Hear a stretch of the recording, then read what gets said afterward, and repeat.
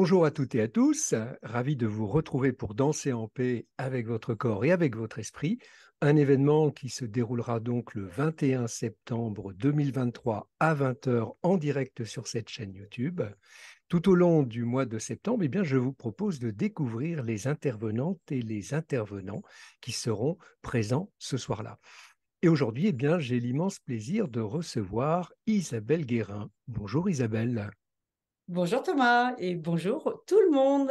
Je suis Alors, très heureuse de participer à ton événement. Merci beaucoup de cette invitation. eh ben, moi aussi, je suis ravi, d'autant plus que c'est la deuxième fois que tu viens Ouais. participer à cet événement. Donc, je te remercie encore une fois d'avoir accepté cette invitation. Isabelle, tu es coach énergétique, éco-coach, médium et chaman sur la presqu'île, la belle presqu'île de Quiberon en Bretagne. Tu facilites au travers de tes soins individuels ou collectifs des processus de guérison multidimensionnels. Tu désactives aussi les dissensions énergétiques, permettant ainsi d'accéder à une autre vision de soi, plus élevée en conscience. Tu animes enfin des retraites, principalement justement sur cette presqu'île de Quiberon, qui sont une occasion de connexion avec les éléments de la nature pour découvrir, expérimenter et activer nos propres talents. Alors j'ai envie de te demander pour commencer, quel est ton plus ancien souvenir de connexion avec la nature? Mon plus ancien souvenir. Mais je pense que c'est vraiment dans mon enfance parce que effectivement, comment la, j'ai été élevée devant le château Turpot, devant la mer, juste au début de la côte sauvage. Donc, je passais beaucoup de temps à la petite côte. Donc, l'environnement familial était assez hostile. Donc, dès que je pouvais, je m'échappais dans la nature. Donc, toute petite, ben, c'était bien sûr juste devant la maison. J'avais juste à traverser la route et voilà, je donnais les données GPS, c'était juste l'endroit où je me trouvais. Je suis à Mhm. la mare de ma grand-mère qui se nommait Christiane. Voilà, comme ça, mes parents savaient au moins dans quel endroit j'étais. Et puis, bah, Mhm. c'est vrai qu'il y a quand même les phénomènes de marée, il faut quand même être prudent, mais tout ça, bah, j'étais quand même bien au fait, le fait d'y être tout le temps. Et donc, le plus ancien souvenir de connexion, et là où je me suis dit vraiment, il y a quelque chose de plus grand que nous. J'étais toute petite, j'avais peut-être 9 ans, je pense, hein. Et en fait, je jouais sur les rochers et bah, un enfant de 9 ans a une imagination débordante. Donc, bah, moi, je m'imaginais que c'était ma maison. Je me faisais plein de scénarios, en fait, bah, comme un enfant. Et je passais de Mhm. rocher en rocher, des petits fauteuils. Voilà, je m'installais tout ça. Et un jour, j'ai retourné un caillou. Alors, c'est des choses qu'il ne faut pas trop faire en nature, effectivement, mais après, je l'ai remis. Et j'ai retourné ce caillou et derrière ce caillou, il y avait une algue fossilisée et c'était comme un tableau.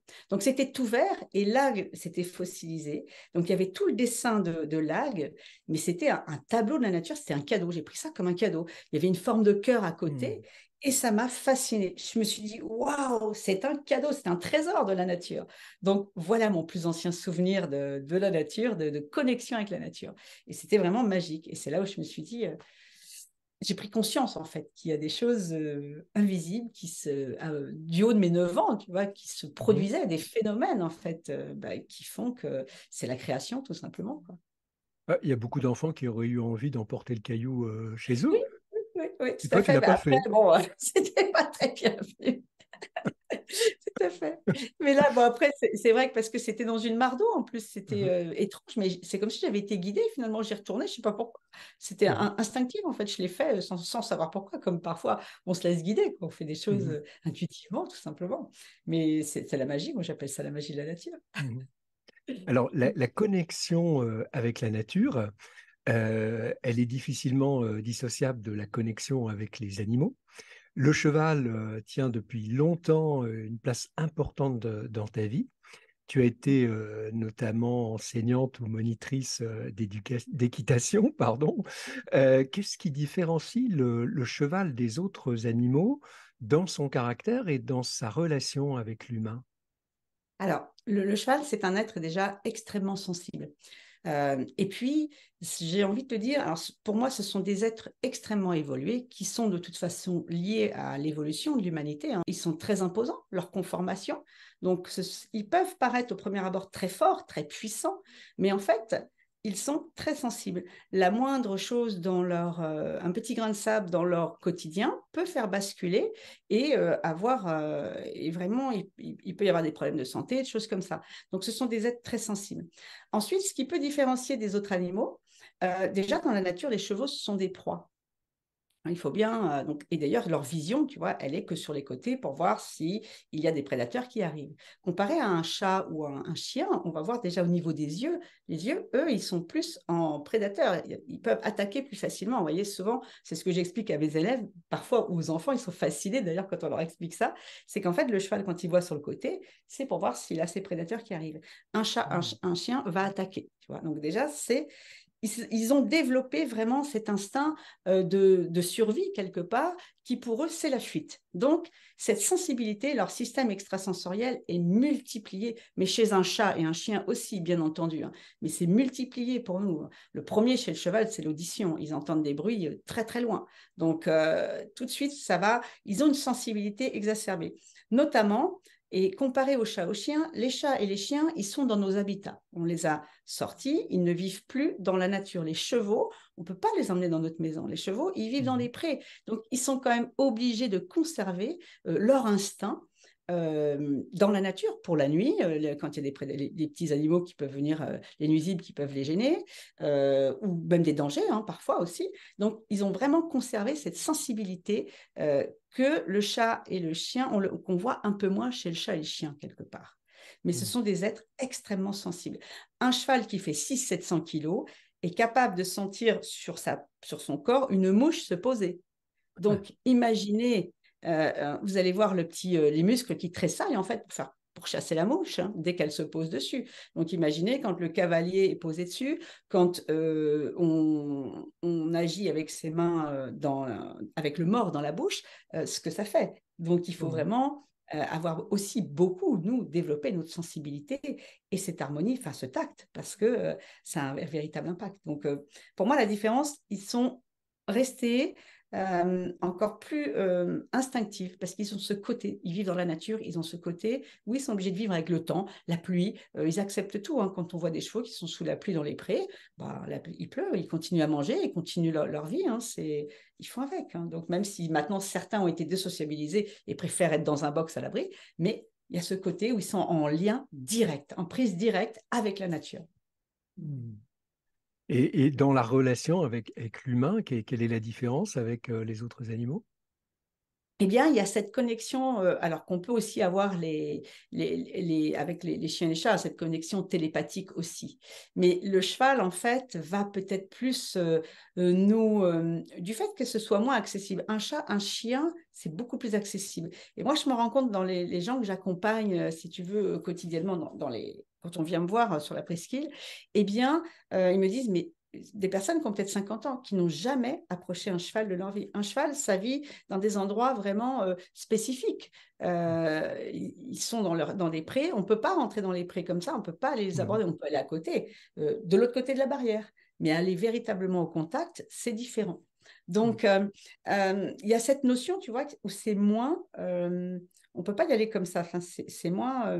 mince, je cherche le terme. C'est moins accessible. Tu vois, c'est beaucoup moins accessible. Donc déjà, et ensuite, dans la relation, quand on s'approche d'eux, eh bien, ce qui se passe, c'est qu'on va vraiment aller dans une découverte, une partie de nous qu'on ne connaît pas quelque part, parce qu'on va aller au-delà déjà des idées préconçues qu'on s'était faites vis-à-vis d'un cheval. On va aller au-delà de nos peurs pour certains. Donc vraiment, ça va remuer des choses en nous, beaucoup. Donc, et puis, au fur et à mesure de la connexion qu'on va se rendre compte avec le cheval, quand on est guidé, il va y avoir cet échange. Les chevaux, ce sont des êtres extrêmement sensibles, mais qui sont de l'amour pur, comme beaucoup d'animaux. Donc, vraiment, ce côté connexion non visible, si tu veux, elle est plus prégnante, je trouve, chez le cheval. C'est plus fort. C'est beaucoup plus fort. Alors, dans l'histoire, le cheval, il a été utilisé pour le travail, notamment dans les champs, pour le transport, mais aussi beaucoup pour la guerre. Au temps de la chevalerie, certains chevaux étaient même dressés pour être de véritables combattants et voire même tuer des fantassins. On se souvient aussi des charges de cavalerie. Est-ce que les chevaux d'aujourd'hui porte, selon toi, une mémoire énergétique ou karmique de ce passé guerrier? J'en suis pas certaine. Parce que pour moi, les chevaux, ce sont des êtres d'amour extrêmement évolués. Mais extrêmement. Vraiment. Et j'ai même envie de te dire que les âmes qui s'incarnent, l'âme des chevaux, c'est presque quelque chose qui n'est pas terrestre, tu vois, qui vient de très très loin. Mhm. Et c'est comme, alors ce n'est que mon avis personnel hein, et mon ressenti, mais ces énergies qui sont dans ces chevaux, ils sont là pour l'humanité. Ils sont au service de l'humanité. Mhm. Donc, ils nous ont accompagnés depuis fort longtemps et ils ont traversé effectivement, comme tu décris, hein, des périodes de guerre. Et encore, il y en a certains qui souffrent beaucoup, hein, donc, mais qui viennent en fait absorber la souffrance humaine. Mhm. Et ils sont là, ce sont des maîtres de résilience, les chevaux. Mhm. Vous savez, tu sais, des fois, j'ai manipulé énormément de chevaux, j'en ai connu plein dans ma vie. Et parfois, tu les emmènes en concours, tu les fais monter dans un camion, ils ne savent pas où ils vont. Ils n'ont Mhm. pas cette conscience-là. Ils te suivent, Ouais. ils te font Mhm. confiance si tu veux. Mhm. Mhm. Et pour moi, les chevaux, vraiment, ils sont extrêmement évolués. Et de là à dire qu'ils aient ces mémoires, j'en suis pas certaine. Parce que Mhm. c'est comme, pour eux, je le vois plus comme la normalité. Ils sont là pour aider l'humanité. Donc, Mhm. l'humanité, elle est obligée elle a traversé ces temps de guerre, voilà, elle a toute cette histoire. Et voilà, je suis pas certaine qu'il y ait cette mémoire énergétique. Ils sont tout le temps prêts, tu vois, on parlait d'instant présent, tout ça. Mhm. Ils sont là à l'instant T, ils vivent ce qu'il y a à vivre à l'instant T. Ils Pas de... ils font en quelque sorte corps avec l'humanité, un petit peu comme le centaure, en fait. On peut le voir comme ça, oui, tout à Mhm. fait. On peut le voir Mhm. aussi comme ça. Même au niveau, tu sais, de la relation cavalier-propriétaire, hein, ils se Mhm. nouent des choses énergétiquement. Les chevaux absorbent parfois le mal-être de certains propriétaires. On peut retrouver physiquement, parfois, il y a des chevaux qui vont avoir des raideurs ou qui vont être moins bien d'un côté. Et physiquement, si on observe le cavalier, on va voir que lui aussi a il a un profil physique, peut-être une épaule plus basse ou un côté où il est beaucoup moins souple. Et chez le cheval, on va le retrouver. Hein, ça Mhm. va. Il y a tout le temps. Donc, il y a les mots physiques qu'un cheval peut absorber et il y a aussi les émotions. Un Mhm. cheval, ça absorbe en fait les émotions. Souvent, on le dit, hein, pour moi, ce sont des éponges émotionnelles. J'ai souvent Mhm. vu des jeunes gens ou même maintenant, enfin des enfants, beaucoup, hein, c'est extraordinaire. La connexion pour les enfants de lier avec un cheval, c'est vraiment, ça élève beaucoup.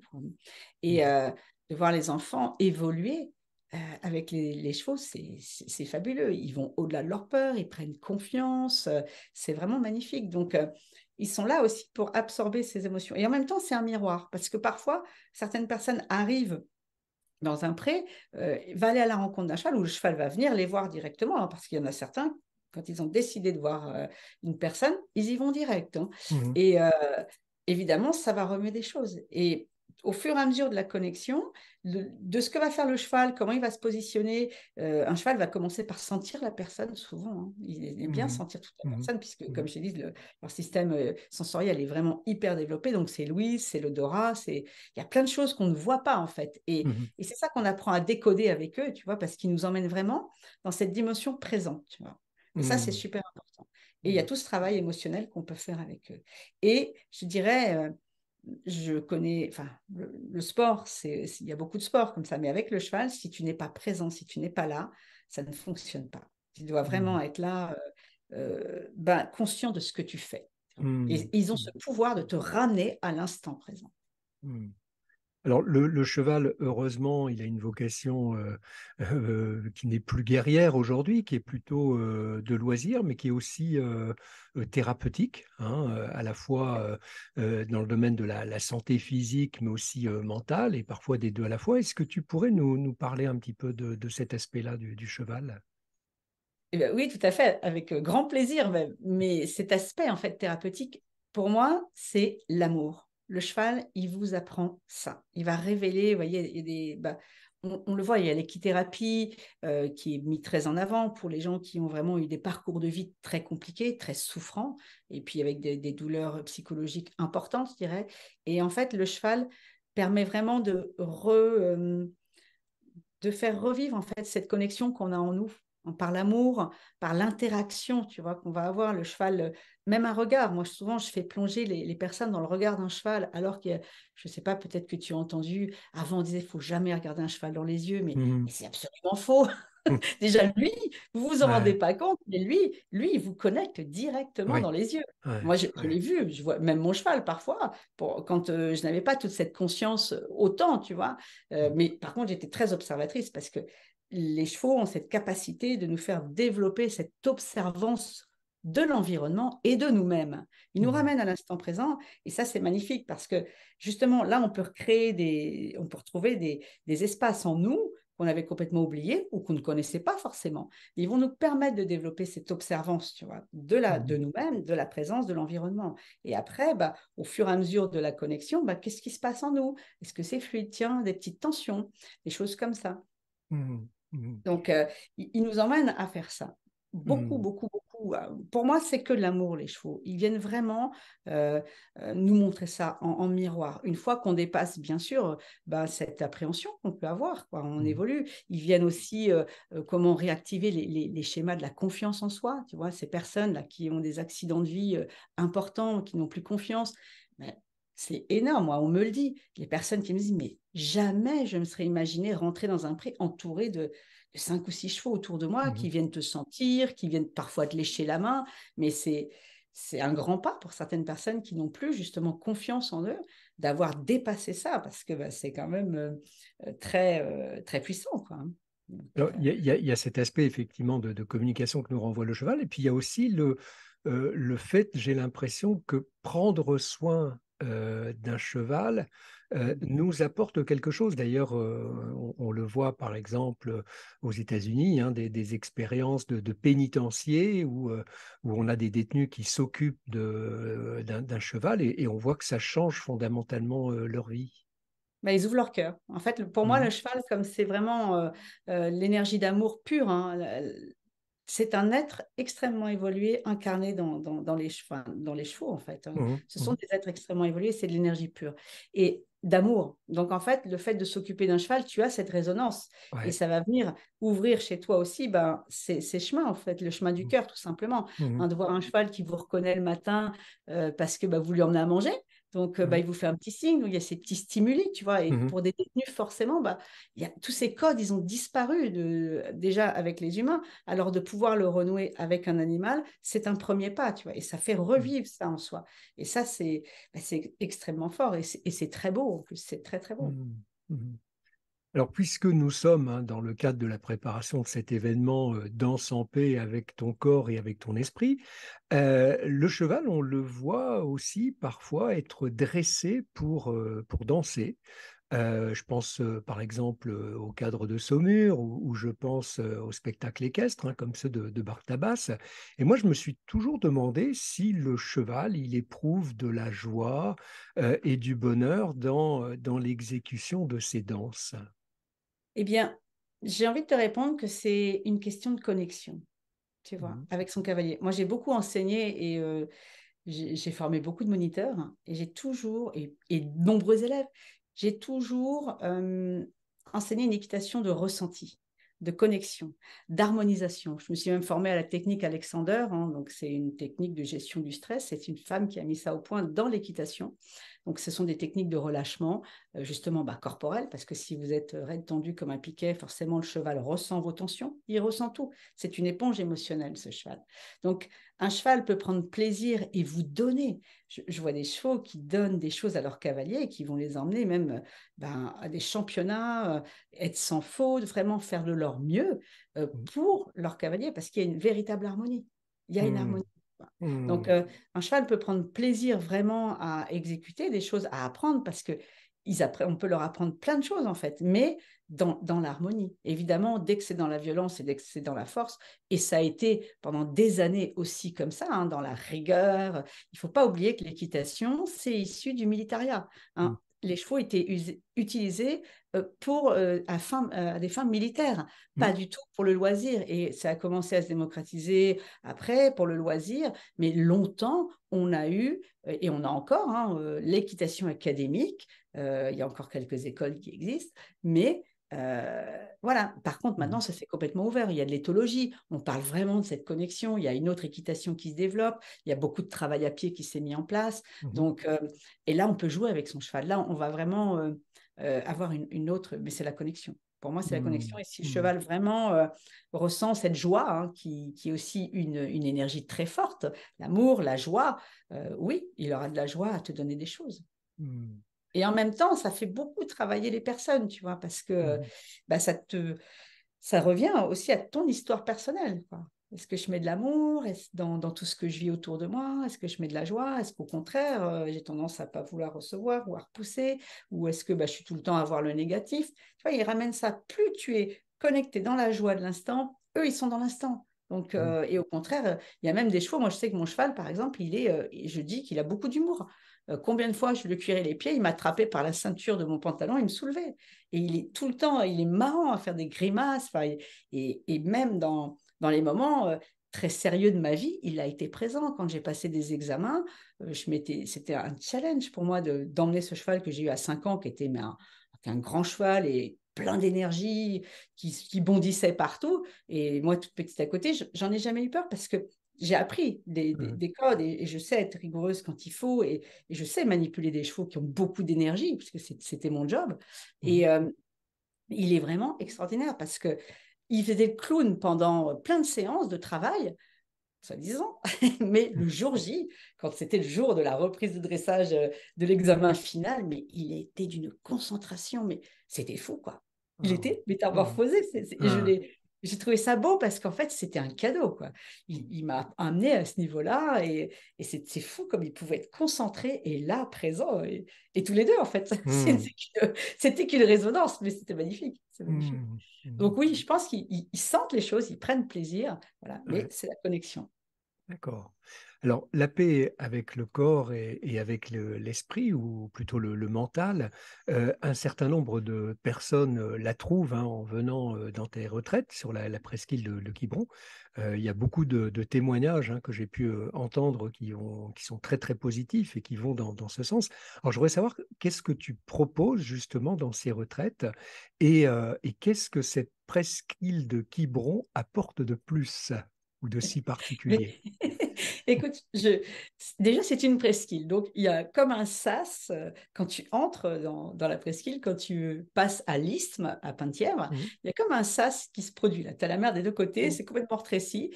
Et bon nombre de personnes, même pas toujours des personnes qui sont dans le développement personnel ou spirituel, hein, il y a un phénomène de déconnexion. Il y a comme une Mhm. Mhm. déconnexion qui se passe, Mhm. si tu veux, de ton quotidien habituel. Voilà. Donc déjà, tu as un premier sas.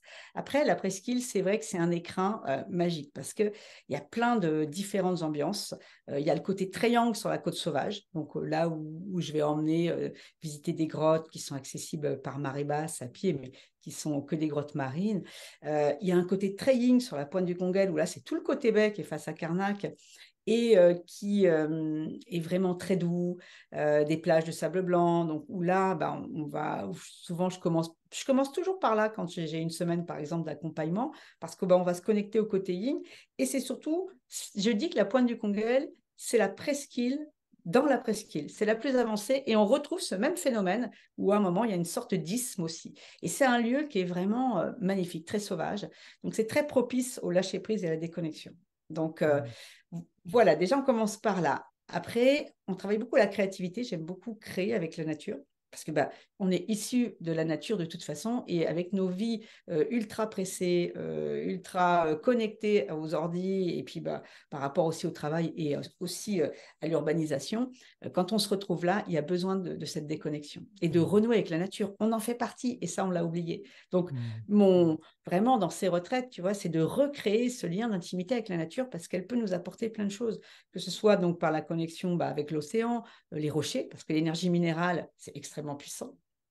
On se pose sur un rocher, la lever, il y a plein de choses qu'on peut faire avec la nature, hein, on peut lui confier. Elle est vraiment là pour aussi nous aider quelque part. Et ça, on l'a oublié. Parfois, tu sais, quand on a des expériences de vie qui sont dramatiques ou même des cataclysmes pour certaines personnes, quand tout s'arrête, mais qu'est-ce qu'on fait? À un moment, on arrive et puis on se dit, bon, bah, je vais aller faire un tour ou je vais me poser quelque part, quoi. Et Mhm. on va se mettre dans la nature et on va se poser et on est face à soi-même, tu vois. Elle nous permet vraiment d'aller un petit peu visiter des endroits qu'on ne prend pas le temps d'aller voir déjà.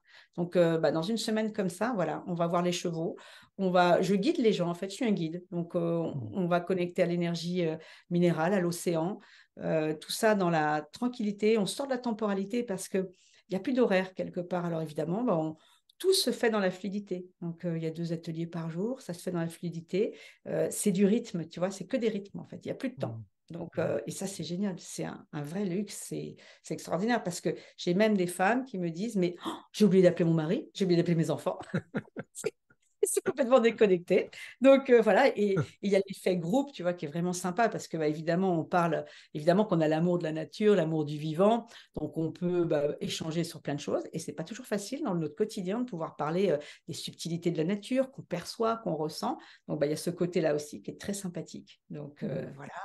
Et généralement, ouais, elles repartent boostées, tu es réénergisé parce qu'on va vraiment dans des endroits magnifiques et c'est que des expériences. C'est pas des grands enseignements que je fais, moi. Je suis pas Mhm. Mhm. enseignante voilà, avec des théories. C'est pas ça. Moi, je fais vivre vraiment des expériences et elles sont puissantes. Mhm. Alors, en parlant de puissance, on a pu voir cet été des images, l'océan déchaîné en Bretagne. Toi qui étais sur place, qu'est-ce que cela t'a inspiré? Et faut-il forcément que la nature soit calme pour se sentir apaisé? Forcément, parce que bah, pas forcément. C'est aussi, si tu, pour moi, qu'elle soit calme, pas calme, c'est ce côté à s'émerveiller. Et la puissance des éléments, on la ressent aussi dans le mouvement, tu vois. Mhm. Et moi, quand je vois ça en Bretagne, quelque part, quand il y a cette puissance, tu vois, quand j'étais enfant, déjà, j'avais observé ça. Tu vois, tout à l'heure, quand tu m'as parlé de ça, il y Mhm. a quelque chose qui me fascinait aussi, c'était le déplacement des masses de sable avec les courants. Tu sais, quand tu as des grosses tempêtes, eh ben, tu as une plage qui se forme là. C'est un phénomène bah, qu'on peut sûrement constater ailleurs, mais sur la presqu'île, on le voit vraiment. Et d'une semaine à l'autre, ou de 10 jours, tu sais, ça fonctionne avec les lunes, de 15 jours en 15 jours, la conformation d'une plage peut complètement changer. Ici, tu as des courants hyper puissants et ça peut complètement changer. Et ça me fascinait quand j'étais enfant, parce qu'un coup, j'avais une plage pour jouer et hop, 15 jours après, j'en avais plus. J'avais des nouveaux rochers, j'avais Ouais, des nouveaux compagnons, tu vois, de ouais, jeu. ouais. Et Mhm. ensuite, et là, je l'ai encore constaté il y a 15 jours, je vais dans une grotte qui est magnifique, mais qui est vraiment très belle. Et parfois, cette grotte, elle est facilement accessible et d'autres pas. Et là, jusqu'à présent, depuis quelques mois, c'est que des cailloux, que des cailloux, que des cailloux. Mais c'est très beau, hein, c'est vraiment magnifique. On s'assoit sur un rocher. Et puis moi, je prends mon gong et il y a une résonance sublime. Et là, tu pars en voyage ou mon Mhm. tambour, ça dépend. Et le week-end dernier, j'y suis allée. Et là, on a eu une grosse tempête. Après la grosse tempête, c'était magique. Une plage dans la grotte. Une plage. Mhm. C'était, mais c'est là que tu te dis, là, il y a vraiment la magie quoi, de la nature, de la création, enfin, les forces qui sont là. Tu vois. Et quand tu observes ces phénomènes, tu peux être qu'émerveillé et te dire, waouh, effectivement, il y a cette connexion, tu te nourris spirituellement. Quoi. Tu te dis, enfin, Mhm. cette connexion à plus Mhm. grand que nous, la nature, il y a quelque chose, ça, c'est très beau. Quoi. Mhm. Donc, Mhm. et sais-tu que ce week-end, eh ben, terminé. Les courants sont revenus, plus de sable, cailloux à nouveau. C'est drôle. Et c'était Mhm. dans l'été, tu vois, juste, bah, ça a duré 4-5 jours. Hop, terminé. Mhm. Alors, la nature, c'est un mot qu'on emploie hein, pour parler de ce qui nous entoure par opposition à ce qui est urbain. C'est aussi un mot qu'on utilise pour parler de notre intimité, de notre intérieur, de notre nature profonde, hein, c'est l'expression qu'on emploie. Qu'est-ce que cela t'inspire? Avec la nature, Ouais. cette résonance, Bah, le fait que ce soit à la fois intérieur et extérieur. tout à fait. Mais c'est quelque part dans les accompagnements que tu parlais tout à l'heure, c'est vraiment aller à la rencontre de soi, quelque part. Parce que dans la nature, quand on y va seul ou parfois en groupe, mais vraiment en disant je lâche, en étant un peu guidé dans le silence vraiment et un petit peu la sollicitation sensorielle et même pour développer en fait l'émerveillement, quelque part, on va vraiment faire un focus sur ce qu'il y a autour de nous. Donc déjà, on va se retrouver dans l'instant présent, là, voilà, à regarder ce qu'il y a autour de nous. Et qu'est-ce que ça inspire en faisant ce focus par rapport peut-être au sens visuel, tu vois, un sens sensoriel, on va être invité à aller voir ce qui se passe aussi en nous. est-ce que c'est fluide? Ah, est-ce que, tiens, en se posant sur ce rocher, si je me dépose totalement, là, que je me relâche et que je ressens les rayons du soleil, j'entends la mer, tu vois, avec ce focus sensoriel, qu'est-ce qui se passe en moi? Qu'est-ce qui me vient? Est-ce que mes pensées sont tout le temps là à tourner? Tu vois, ça va vraiment, c'est enseignant quelque part. Mm. Donc, et pour révéler justement, moi, ce que j'aime et ce que je trouve le plus puissant, c'est d'aller développer cette observance de soi, mais sans que ce soit quelque chose en faisant que ce soit avec un objectif à tout prix, mais c'est laisser les choses remonter tout doucement, tu vois, qui arrivent tout simplement. Parfois, tu peux aussi être traversé par une émotion, tout simplement. Tu peux avoir envie de pleurer ou ressentir de la tristesse, ou tout comme plein de joie, hein, connecté à l'enfant intérieur d'un coup, comme ça. Mais c'est vraiment une invitation à vivre en conscience, tu vois, cette émotion, dire, bah Mm. ouais, bah, je sais pas, je suis triste d'un coup. Alors, on peut peut-être avoir une image qui va remonter et qui va être associée à ce qu'on a pu vivre il y a peut-être des années, tu vois, ou peut-être même dans une autre vie, qui sait. Mais c'est quelque chose qui remonte. Mais c'est vraiment l'invitation à vivre en conscience, en profondeur et à lâcher. En fait, une fois que tu as mis bah, que tu as identifié ou que tu acceptes, c'est l'acceptation, tu vois, de vivre ça, et ben, ça désactive les choses et tu repars plus léger, Mm. plus présent, plus léger, tout simplement. Donc, c'est vraiment la nature, moi, elle m'inspire vraiment à aller vivre cette intériorité en étant en connexion par rapport à l'environnement extérieur. Hop, qu'est-ce que ça fait en moi? Est-ce que c'est fluide? Qu'est-ce qui remonte? C'est être là. Mais ça développe l'observance, mais avec beaucoup d'amour, beaucoup d'accueil, beaucoup de douceur, quoi. C'est pas un objectif à tout prix. Si rien ne vient, rien ne vient. C'est juste aussi, tu vois. C'est Mm. juste être là, s'émerveiller, la chance d'être là. Rien que ça, déjà, ça agit parce qu'il y a aussi beaucoup de choses dans la nature, tu vois, comme les phytoncides auprès des arbres, les ions négatifs au bord de l'eau, hein, tout Mhm. ce avec les particules, là, quand les vagues se créent, ça agit sur notre physiologie aussi. Donc, et ce phénomène de détente, déjà, il commence par là, tu vois. Donc, il n'y a que des bonnes choses à aller en nature, que des bonnes choses. Ça commence par là, et ça, c'est prouvé scientifiquement, hein. Donc, sur les ions négatifs, on n'en parle pas tant que ça. Il y a des études, hein, mais j'en ai pas encore trouvé vraiment. Mais on commence à en parler. Et par contre, les phytoncides, ça c'est connu, les terpènes, tout ça en forêt, ce phénomène de détente, ça agit sur le rythme cardiaque, sur la dépression, sur plein de choses, hein. Il y a Mm. plein d'études de menées. Donc, effectivement, la nature, elle est vraiment là pour nous. On l'a oublié, on s'en est éloigné, mais y revenir de toute façon maintenant, voilà. On a pris conscience depuis 2020 quelle importance elle a, elle doit être au cœur de notre vie, quoi. Alors j'ai envie de te demander pour terminer, quel serait ton souhait intime pour ce rendez-vous du 21 septembre 2023 à 20 heures pour danser en paix avec ton corps et avec ton esprit? Alors, mon souhait intime pour danser en paix avec mon corps et mon esprit, et ben, continuer à nourrir ces énergies qui sont hautes, l'émerveillement, la joie et puis l'amour, tout simplement. Mm. Parce que, voilà, d'aller vraiment développer ça avec soi, de le rayonner tout autour de soi. Et puis, voilà, que même parfois, hein, la vie n'est pas aussi fluide et simple pour tout le monde, j'entends bien, Mm. mais toujours se souvenir et se dire peut-être une phrase. Et l'amour, qu'est-ce qui m'enseignerait derrière ce que je traverse là? Et s'il n'y avait que l'amour, qu'est-ce que ça m'apprendrait sur moi, sur la personne avec qui je peux peut-être avoir des difficultés ou sur ce que je traverse, s'il n'y avait que l'amour? Mm. Eh bien, un très, très grand merci, Isabelle.